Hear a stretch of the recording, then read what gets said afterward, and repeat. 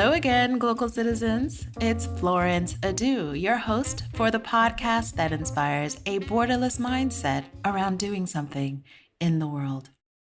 We're still talking with Kwame Acheampong. And in part one, you may have enjoyed our discussion about music, but we get even deeper in this conversation. We'll also be talking business, technology, and all things Kwame. So let's get right back into it. Looking back, the stuff that's happened to me in terms of building business, nearly losing all your money, all that kind of stuff, deals going through. Wait, you lost all your money? No. There was a time where a deal fell through, and it was. Yeah. And I guess that's also we'll get a little bit more into some of that technical stuff. Yeah. I get it. So we kind of talked about where you're from, and I met you when you were living in Lagos. Yes. And so now you're back in the UK. Mm-hmm. So the general question that I typically ask my guests is why the where? How did you come to be living, working, and playing where you live? And I get the sense that you are a lot more global than stationary or static, kind of. Yeah. So tell us, first of all, how you came to be living in Nigeria, because you were in Ghana and then Nigeria, and then where you are now local. So how did I end up in Nigeria? Well, so you remember that thing at the very beginning I told you about Prof Bay, the payment gateway and the logistics? So there was a company in Nigeria that had the same idea or similar as we did, but they came from a pure e-commerce perspective. We came from a payment perspective, but it's the same thing. So they allow people to buy online, and they did all the payment and stuff like that. The same model as I did. So, and when I got rid of my company, I sold my company and Prof in Ghana. And so I was just chilling at home basically. And I got headhunted to see if I wanted to work for them for North Africa. So they're part of the Helios Equity Group. Okay. So they said that they wanted someone to help them with the company. So we were in talks for a couple of months, I think nearly half a year. And then eventually they said, okay, why don't you come on board? And I said, okay, why not? And that's how I ended up in Nigeria working for Helios and one of their, North Africa and the Helios management and private equity. So basically, I was in Nigeria, moved there to basically help them restructure the company and take it where it is now. And was there for just over a year, did what I needed to do, successfully did it. And then we spun off another company from there called ecommerce. So in Nigeria, I was the CEO for Africa. So I was in charge of the whole African region. Then we restructured and basically split the business in two. So the More for Africa brand, we gave to someone to manage, and we took the technology, which is now called ecommerce, and that is now a white label solution for anyone who wants to sell into Africa. Okay. So we had a few clients, but the bigger clients or the biggest user of it now is a company called DHL. Everyone knows DHL. So, I just thought I might just drop it in.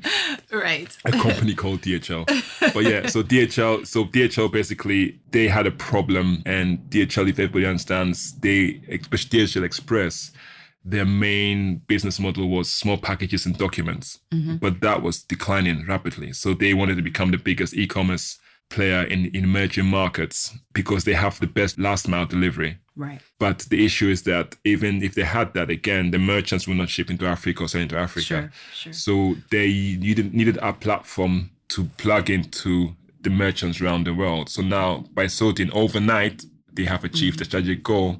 And they started off with 9 countries. Then they went to 20 countries, and now we're in 34 countries in Africa. With ecommerce, doing that for DHL. For DHL. Wow. So our growth with them... And that's been just a year. Yes. The growth, we have a 30% growth, monthly growth. So it's richly like a huge curve. They have never seen any growth like that before.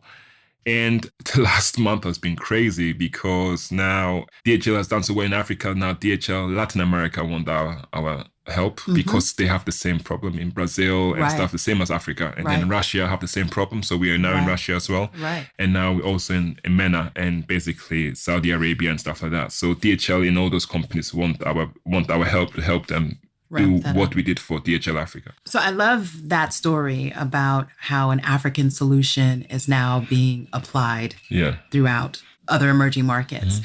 And so the question I particularly want to ask about the business of link commerce is, so how do you deal with talent, right? Because you're providing a service and it's a technology service that also has logistics. And we all know that in these emerging markets, we have some challenges with finding the right type of skill sets.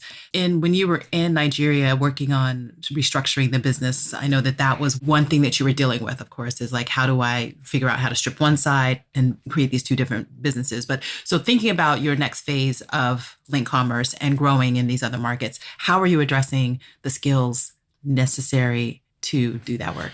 It's funny. So when I was in Nigeria, I inherited a company with about close to 100 people or 60 people, I think, just in Nigeria alone. And it was interesting. But again, I think I was lucky having worked for Google and stuff like that. When I went in there, it was really interesting. I mean, it was a very hierarchical situation. Nobody wanted to talk because they're afraid to talk and stuff like that and all that, and that was hindering stuff. So in the first couple of months, basically, I had to find a way of breaking that. Yeah. And, people say there's no talent or the talent pool is very difficult in Africa. I totally disagree with that because, they're very clever people in Africa. Yes. Yeah. Clever. Very clever people. Definitely. I mean, forget even the workplace. If you, no, in fact, never want to work there, but the Sakwa boys, those people, they don't go to school, but they know what they do, right? Sure. And there's something about Africa. If someone wants to make money or knows how to make money, he'll find a way of making money. Yes. That is true. So you don't want to go down that road because I'm talking about. Yeah. Yes. So that same brain set is in the workplace, but a lot of them have been suppressed not to allow them to talk. Right. Yeah. Right. Expression. They're afraid to talk. They don't want to express themselves. They're afraid that this, and so they just sit there and wait instructions. Yes. They're afraid to actually take their own initiative. So it took me 3 months to actually change that mindset and, breaking that mold. And I realized, I like dressing up. I mean, I'm kind of dapper like that. But, but I know I had to actually just tone down. Oh, okay. So I just came to work with sneakers, with jeans and all that kind of stuff. Everyone's like, oh, God, can we dress like you? I said, why not? Because, you have people in the call center, they were asked to wear, at that time, they were wearing suits or ties. And I'm like, no, we just break this down. Sure. So, and I would just go in a hall. I might sit on the stairs with someone and they're confused that I'm sitting on the stairs. Oh, God, the CEO is sitting on the stairs and talking to me. Right. This doesn't happen. Sure. Yeah. But it was a deliberate way of breaking the mold. So in the next 6 months, I had a workforce that was just delivering. Right. They're delivering, Sure. And, I especially, luckily for them, or luckily for me, for my creative background, and now that media or videos and stuff, content is key, I looked at when we had one big room, I turned a big room into a studio. So now we're doing all the content in-house. We were not farming stuff out. And I was teaching them how to do stuff. So some people never had a camera. And I mean, now some of the stuff the guys are knocking out, you will not believe what they were doing a year before they met me. It was just not acceptable. But right now, I mean, I'm actually quite proud in terms of, thinking that, someone told me it's not possible in Nigeria or in Africa. And I just, I guess I went against the grain and I still did it. And I said, breaking the mindset or whatever. I said, well, I'm still going to teach people to do it because, and they say, oh, if you teach people, they're going to leave. I said, I don't think they'll leave. If you give them all the opportunity to stay there, why not? And there was one guy who wanted to leave. And I said, listen, there's one thing I can do for you, right? I'm not going to pay you more money, but I'm going to give you the opportunity to increase your skill step, right? So just bear with me, right? And he stayed. And to this day, he basically just cannot enough thank me because from not knowing how to shoot videos or this and that, the stuff he's doing now basically is standard for the US and UK. I mean, this guy is just, the few guys I've taught and they had a whole recording studio to play with, to understand, left them equipment to play, all the top equipment to play with, and obviously I will criticize it. I tell them this crap. Sure. I tell them. And they work harder. Yeah, and Brian, and this guy in particular, he will stay weekends, and you could just see the guy, those that actually put their mind to it in the office, they actually came up with good stuff, you know. And I mean, this guy, I mean, I can show you some of the work after, the before and after, and you blow your mind what the guy is doing now. Got it. Yeah. So from a workforce, I believe there's a lot of talent there, but you just need to be able to train them, you know, and also relate with them, you know. And again, I'm lucky because serial entrepreneur. I have worked in the recording studio. I've worked in management consulting. I've worked in investment banking. I've done the whole .com thing. Yeah. I've done the payment thing. So in a way, I'm a bit of a generalist. Exactly. So I can sort of like pass knowledge onto them from many perspectives. So I, as a business, when I see a business and I'm saying, okay, well, our marketing is not really performing, I can actually point out what is wrong, sometimes even get my hands dirty and show them how to do it, you know? Yeah. I can go to the IT department and say, well, why don't we have a backup route and all that kind of stuff? I can actually sit down, roll my sleeves and actually configure it for it to work. So, you know, so it's like I was on top of everything. Yeah. Because I understood. So they turned the office into something that was really working. You know, I mean, I remember walked in, the place was not in border, but I mean, you know, they couldn't understand that. The facilities guys could not understand that I'm walking around the office and making sure that the whole place is tidy, you know, all that kind of stuff. They couldn't fathom how Oga would come out from his office and make sure and walk around the compound to make sure that, you know. But once I realized where I was coming from, the place was spick, spank, and clean. Yeah. Right? Yeah. And everybody was happy, you know, the toilets were working, everything was working, all that kind of stuff. So what I'm understanding is in some ways, because I was speaking to someone in Nigeria and they said, we have these separate toilets, right? We have the executive ones and we have the ones for everyone else. And one time he couldn't go to the executive one, so he went into the one for everyone else. And he couldn't even go. He said, I can't believe that this is the case. And he asked the cleaner, he's like, oh, but that's for everyone. So why does it matter? You have yours. And so from that moment, everything changed because it's a dignity thing, right? So I think what you're basically getting at is when you relate with your employees and treat them with respect, then you're right. We probably don't have a skill set problem. We have a human dignity problem. I mean, I give you a typical example. So, and this was a huge eye-opener now, hopefully, as a podcast, is an eye-opener to everybody else listening to this. So the company had a policy whereby you come late, you are fined. Okay. Right? Which is a great policy. And if you find like £5 or something. Yeah. This is the one in Nigeria. In Nigeria. Okay. And so hold that corner. So one day I was in the office and now people come to talk to me. Right? And the saleswoman came and said to me, and she said something the subordinate. I said, what? Oh. The who? That word, subordinate. Yeah. I said, okay, wait. I think you need to go out again and forget that word and come back and try and explain it for you know. Sure. Right? So she said that. So I was so like, wow. You know, I said, this can't happen. So I had an all decks meeting with everybody. I remember this. And I sat in there. That day I decided to just come totally dressed down. So I've got this thing. I've got an expensive habit. I have sneakers with different colors. Sometimes I mix and match them. So there was Oga in the meeting room, standing in front of everyone, a pair of jeans, a blue Puma sneaker, and a burgundy Puma sneaker. Matching with my burgundy belt and a white t-shirt. Okay. Yeah. So just imagine. Already. Confused.com. What's this Oga? This Oga na crazy. Anyway. So I said, okay, we need to address something. So I don't want anyone in this office to be called a subordinate or referred to a subordinate or treated like a subordinate, right? Now, it is a fine where if you come late, it's about 1,500 naira. Okay? So I said, okay, let's put a fine to anyone who refers to subordinate or treats someone like a subordinate. I said, how much should we charge them? And he goes, 20,000. I'm like, okay. Okay. That's you know, that's like $30. So basically they were like saying, we don't want to be called subordinates. Yeah. So literally that went down as a storm. Literally everybody rallied that fact that someone has now come to say that, you know? And from that day onwards, I realized there's a big problem. Yeah. in terms of hierarchy, this and that. Right. But this person thinks this is a subordinate because, the gate man is a subordinate to the driver is a subordinate to the receptionist, the receptionist is a subordinate to, I'm like, this whole subordinate level was just getting to it. So you had to flatten it out. Yes. Yeah. So, and it worked. After everybody just became, and you could see a few people were not too happy, especially the older ones. Right, I was gonna say the young people they can adapt, but the older ones were not really too happy. But I said, this is how it's going to work. Okay, and I think that's where everything just relaxed and became productive. People were talking to each other.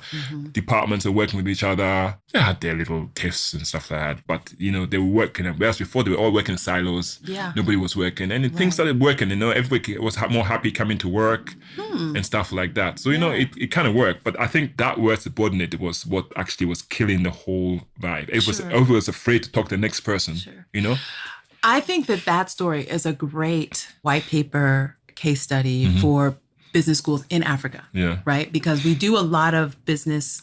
From what I understand from people who are in business school, all of their case studies are coming from outside. They're coming from situations that are not necessarily relatable, but this would be I'm just putting that out there. It might be something that you all kind of encapsulate into a document that really shows transition towards productivity and success, because clearly you are that. I mean, I do know that you also downsized.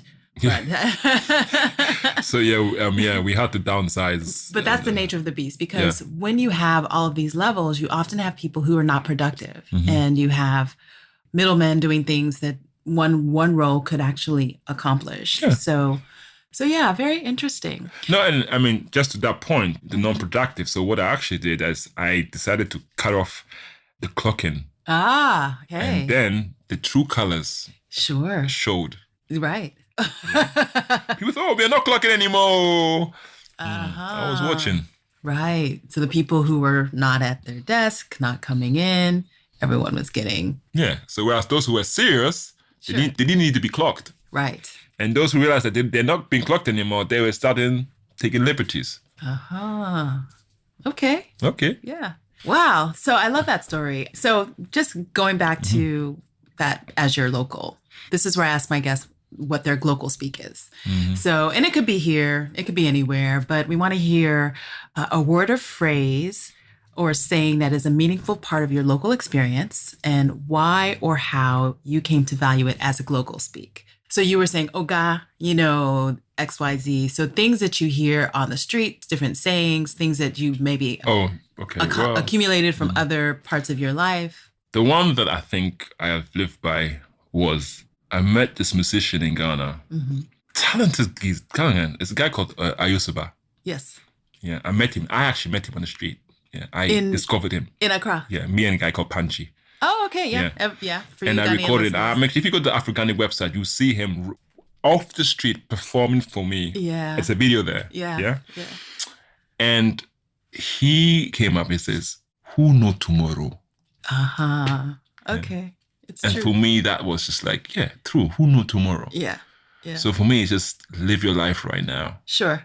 And don't let anything hold you back, And I guess it's the same as Carpe Diem, right? Yeah. But who know tomorrow? Inshallah. Right? Who know tomorrow? I just love that. Who know tomorrow? Yeah. I like it too. Yeah. And you do hear that quite a bit on the streets of Ghana. Yeah, who know tomorrow? And again, for me, back to, I think, which I never finished, is like, boarding school for me was going to school is what shaped me in terms of I could do anything. You were hit by something, you hit down, and if not for boarding school, there's a lot of times I would have just given up. If I had gone to some boarding school here in London, chopping nice chicken and burgers, right, we would have given up. But Ghana, and the funny thing, a lot of people who went to school in Ghana or in my boarding school, they've all doing well. They just strive. If something knocks them down and they continue. And I just think that when I look back and see the stuff that we do, it's like even here, it's like when I was go back in the day, 9 to 5, go to work, and people are complaining. I'm like, you are in this country and you are complaining. If you knew where I came from, to sit in this desk next to you, and I have got everything here. I've got my own computer, especially in Google, and I have all this food for free, and you are complaining. You don't know. Yeah, it's true. You know? It's true. So people never understood why I was always happy. I just have to, right. when I walk into office, I just send my mind back to when I was in school, tough. and I look around and I start laughing. Say, Kwame, why are you always happy? I say, don't worry. Reason not to be, right? Exactly. You never understand. Exactly. Right. So that kind of segues into my next question. What is your favorite or an innovative mindset hack? So this is one that you either live by, know of, or one that you can imagine. Mindset hack. Interesting. You got me off guard there. Well, you want to think about it and I ask you another question? Yeah. Okay. So I always like to ask a little bit of personal information, particularly around the things that stimulate your mind. So what are you reading now? Or what are some of the best reads that you've come across in your life? I must admit, I don't like long reads. I just like the summaries and move on and, understand it. And if I have to then dive into to understand it, yes. So what I read or what I do right now, there's an app I like called Blinkist. Blinkist, okay. Yeah, For me, it's the best thing ever because I can read, I can listen to it, and I feel like I've read books like 5 or 6 books in a day. So for me, when I read, I'm more of a research reader. Got it. I don't just pick up a book and novel and start like reading. News, that type of thing. Yeah, news and stuff like that. Sure. But yeah, and for me, it's just evolving technology, what's going on. I mean, I'm also into world affairs and stuff like that, but I'm still very business tech. So I always try to see what the latest opportunity is and be there at the forefront because luckily for me, I've always been at the forefront in terms of technology from .com to that. And also, I guess now in Africa, I'm in the forefront of ecommerce. Right. Yeah, shaping that. So I like to be there. It's global almost. Global, yeah. So, so maybe not what you're... so that's why now, I mean, so what are you listening to? Listening to? Music-wise? Yeah. People are going to say, you should be listening to Afrobeats. No, there's no should-haves in this world. Afrobeats, yes, I do listen to it and stuff like that. But I can go back in the story from Afrobeats. I'm actually, as much as I sit here, and I'm happy to claim that, there was a guy called Reggie Stone in Ghana, who's the father of hip life. Right. But what happens, what people might not know, he used to be a rapper. He used to be in a rap group here called PLZ, one of the biggest UK rap group. And me and Reggie went to school together. He was 1 year ahead of me. Okay. And yeah, back then. And we used to sometimes back in the even dance together. So dancing competitions. But moving on swiftly. But when he was in London, and he actually came to my studio back then to actually test his formula for hip life. Okay. So I could easily say hip life was actually born in my studio in London. Okay. Yeah. Mm-hmm. And then obviously he went to Ghana and it blew up. It blew up and stuff like that. So I can see I remember where it started from. And I mean, it's come a long way. And I still believe Ghana should have done it, but I think Nigeria has taken over. Yes. They have taken over. Yes. But again, at least people don't know my address so they can come and hold me here. But as much as it's hip life or Afro beats, the sad thing for me is that actually the big Afrobeats artists are actually not from Africa. They're Nigerians or Ghanaians, but they're actually not based there. They're based here, right? Based here on the US. Yeah. So it's like when you realize, for me, when I was here trying to do Afro-Ghanic, I had a bit of a chip because that time the so-called Ghanaian DJs or Nigerian DJs and stuff like that were not picking it up. They didn't want to know. Sure. Sure. It's only around the time Jay-Z or Akon came to Africa to sign these artists. These artists like Sway and Jay-Z's D'banj. All of a sudden, my Ghanaian brothers and Nigerian brothers are legitimized Africa. Right. Whereas before, a lot of them wanted to act and talk like Jamaicans. Yeah, it's true. Yeah. Yeah, unfortunately. And then all of a sudden, wow, we have a place. And there's our music, right? So then Afrobeats was born. Right. And I know exactly where it was born. For me still, I am not happy with the word Afrobeats. Yeah. Yeah, Afrobeats, or even it's Afrobeat is Fela and the Boys. Yes. Yeah, this should be called something like Afro pop or Afro rap, but not Afro beats. Yeah, you know, I would say that. Do you know what I mean? Because it is very popish. yeah, like I mean whether it's popish or whatever it is, but it shouldn't be called Afro beats. Even the other S, Afrobeats is just too similar. Sure. So from when we go, our generation goes, and the kids grow up, right? The whole Fela. Right, But, will be they won't- somehow lost. Because they'll be thinking of the bunch and stuff like that. And that kind of music doesn't really last. Exactly. Because it's not real music. So when you Right. listen to Fela, Ebo Taylor, all those boys, that's the real Afrobeat. And that's why when you listen to them now, it's just still so fresh. Exactly. It's real music. Yeah. Right? Yeah. And the Afrobeat beats, it's like it's all sound. And they're now getting better with trying to put some live elements in it now. Sure. But I just still, for me, it cringes. Yeah. Like, Reggie's kept it hip life. Yes. Hip life. Right. He didn't try to go with high life. He didn't try. Yes. He knew what he was doing. Life. So he's not encroaching on high life. Yes. He's not encroaching on this thing. Yeah. Yes. These people came up with Afro beats. But do you think it was even Africans that did that? I know exactly where it started from. I don't really want to go in there. I know the people there, and these are some of the people when I was trying to give them the Afro-Ghanic stuff, they didn't want to know. Okay. Yeah. But anyway, that's moving on swiftly. But the whole Afrobeat stuff, they should call it Afro something else, but not beats. Sure. Because that belongs to the real boys. Okay. And then now they've just diluted it. Yeah. Even though they've added the S at the end. But you have your musical taste is all over the place. Yes. So beyond that, like who are some of the artists? It's very difficult for me to say this because there's so many good artists. Yeah. And because of the way it is so easy to make music now, so many talent is coming up. And it's not back in the days you could say, oh, you like Dana Ross or you like Michael Jackson, because there are not that many of them and there's an album that come out. Yeah. Right now, it's more like songs than artists, and true. I might say something like, I think I like a guy called Frank Moody. Yeah. They have the funk, but it's funk, it's R&B, it's pop. Sure. So there's a lot of these artists coming up that are fusing a lot of stuff together. Yeah. That I don't even know what the music is called, but it's very groovy. I think that's it, groovy. It's very groovy, and there's a groove in it, and then there's a rhythm to it, and there's this, but. And it's music. It's music. Because they're bands, basically. But I cannot put my, I don't know what genre to put it in. Right. So I've got this playlist of all this stuff. So right now, thank God to Shazam. I've got the most amazing playlist.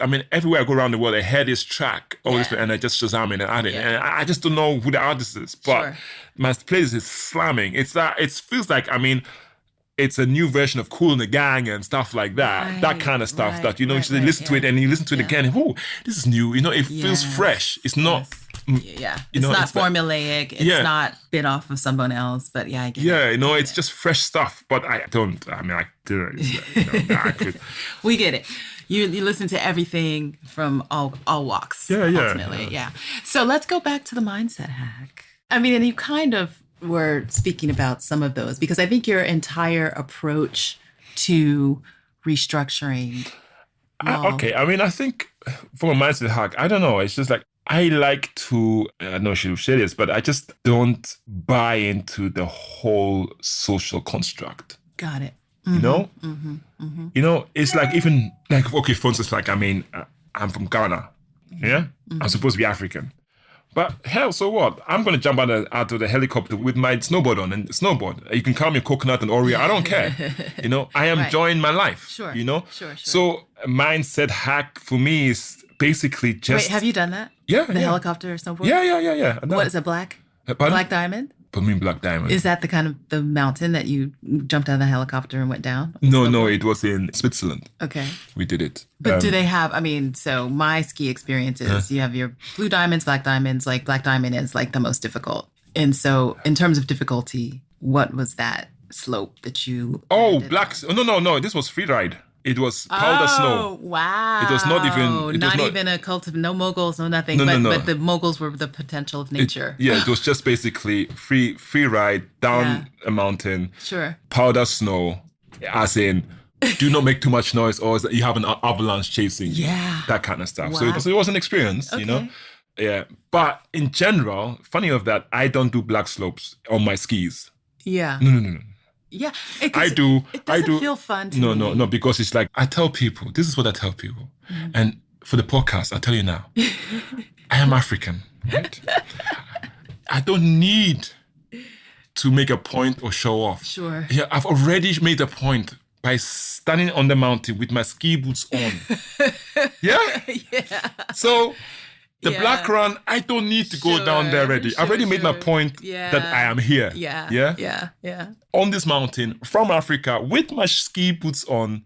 That's enough. Even if I don't put my skis on, I just walk down the mountain. I've done.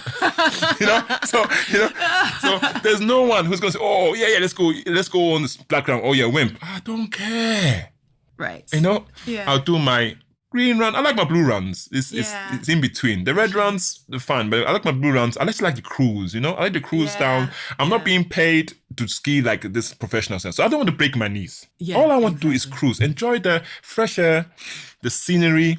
And, on a black run, it's going to take me like 5 minutes to get to the bottom. On the blue run, it's going to take me like 30 minutes. I can just cruise and enjoy. Simples. Yeah, that's true. That's a good way to think about it. That's how I see it. Yeah. So for my mindset hack, I just hack the fact that because I'm black does not mean that I cannot be there. I cannot be in this office. I should not be here, there, Sure. So I think for my mindset hack, that is me. My mindset hack is that I don't see color. Okay. You don't see it as a barrier to who you're going to be or how you're going to show up in the world. No. And I think that's why I have been where I've been. I've worked for certain companies and, especially going to the US and working in the company. And I'm like, I'm in New York. Yes. Yeah? In New York. Yes. Where there's supposed to be so many people of color. Yeah. And I walk into the office and I'm like, the only one. It doesn't make sense. Yeah.